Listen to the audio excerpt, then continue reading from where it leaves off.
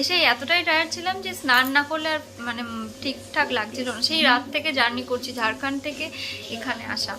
তো যাই হোক, স্নান করে নিয়েছি, কিন্তু এখনও চুল আঁচড়াইনি, সিঁদুর পরিনি, কিছুই করিনি। বসে গেছি।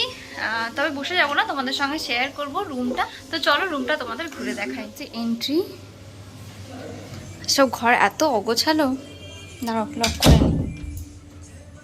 আর ঘরে ঢুকেই লেফট সাইডে আছে ডাইনিং টেবিল, একটা ছোট্ট মতো 4 জনের। তো আমরা 4 জন এসেছি, আমাদের জন্য একদম পারফেক্ট।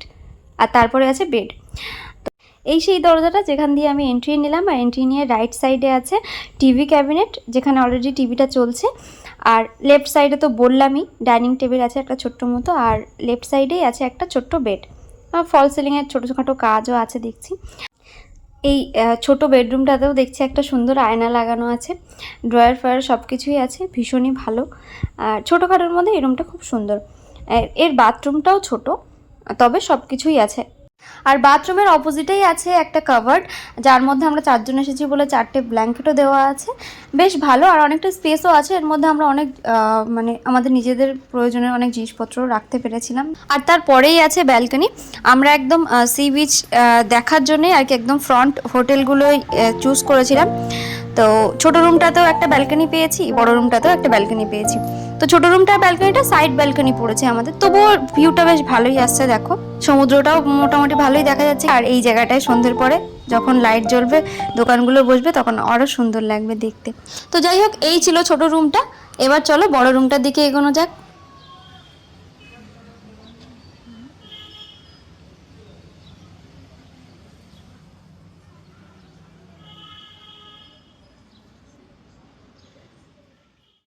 আর বড় রুমের লেফট সাইডেই আছে বাথরুমটা, বাথরুমটাও বেশ বড় দিয়েছে। সে হাই। তুমি ম্যাডির মায়ের মতো হাই করছো যে। আর এখানে ফলসের কাজটা খুবই সুন্দর লাগছে। আর মুভি দেখছে সম্ভবত, এই জন্য এত মন দিয়ে দেখছে। তুমি টায়ার্ড হয়ে যাওনি? তোমাকে খুব সুন্দর লাগছে ক্যামেরাতে। জোরে বলো। আমাকে তো সবসময় সুন্দর লাগে। কত কনফিডেন্স। সুন্দর বলে থ্যাংক ইউ বলে না, বলে আমি সবসময় সুন্দর, কি বলবো। তো যাই হোক, বেডের অপোজিটে আছে টিভিটা, যেটা আমার বড় হাঁ করে গিলছিল। আর আছে একটা ছোট্ট মতো ফ্রিজ। আর ফ্রিজের অপোজিটে মানে টিভির অপোজিটে আছে একটা সোফা। এখানে আবার 4 জন আড্ডা দেওয়ার জন্য এই রুমটাই সিলেক্ট করেছি আমরা। আর ফ্রিজটা চলো একটুখানি খুলে দেখাই। ফ্রিজটা পুরো ফাঁকা, জানো তো। আর চলছে যে, লাইটও চলছে না। আমরা ভাবছিলাম চলছে না, তারপর দেখছি না চলছে। তো যারা ওইসব মানে ড্রিঙ্ক ফ্রিঙ্ক করে তাদের জন্য ঠিক আছে, বা কেক বা কিছু সেলিব্রেট করবে তা রাখার জন্য ঠিক আছে। আর এই যে হচ্ছে আয়নাটা বড় রুমের। চলো, আমাকে দেখাই যাচ্ছে যখন, আর লুকিয়ে লাভ নেই। তো আর এই আয়নার পাশে এর একটা সুন্দর জানালা আছে, যেটা দিয়ে একদম ফ্রন্ট সাইডের ভিউটা পাচ্ছে। আর এখান থেকে কিছুটা দেখা যাচ্ছে। আর ব্যালকনিটা তো দারুণ এই ঘরের। চলো ব্যালকনির দিকেই সোজা যাওয়া যাক। সোফার পাশেই আছে ব্যালকনিটা।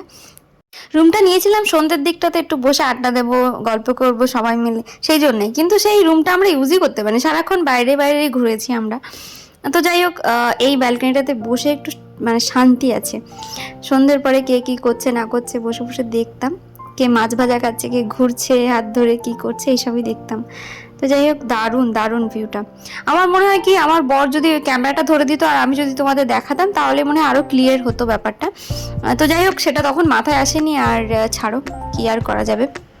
এই ব্যালকনিটার ভিউটা নিয়ে তো জাস্ট কিছু বলারই নেই। বিচ প্লাস এই যে দোকানগুলো বসে আছে সামনে, এদের মানে সন্ধ্যের পর তো আরোই সুন্দর লাগছিল। তো সব কিছু মিলিয়ে দেখে বুঝতেই পারছো কত সুন্দর লাগছে। তো এই হচ্ছে আমাদের রুমটা, আর এই হচ্ছে আমার বর। চলো দেখি বরটা কি করছে।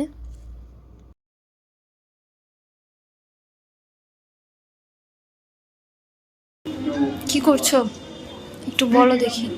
মেনু দেখছি, খাবার অর্ডার করবো, তাই অর্ডার করে ফেলো। এটাই ছিল রুম টুর। এখন ফ্রেশ হয়ে গেছি, তোমাদের বলেই যে ফ্রেশ মানে স্নান করার পর আমি এখন চুলটাও পর্যন্ত আঁচড়াইনি।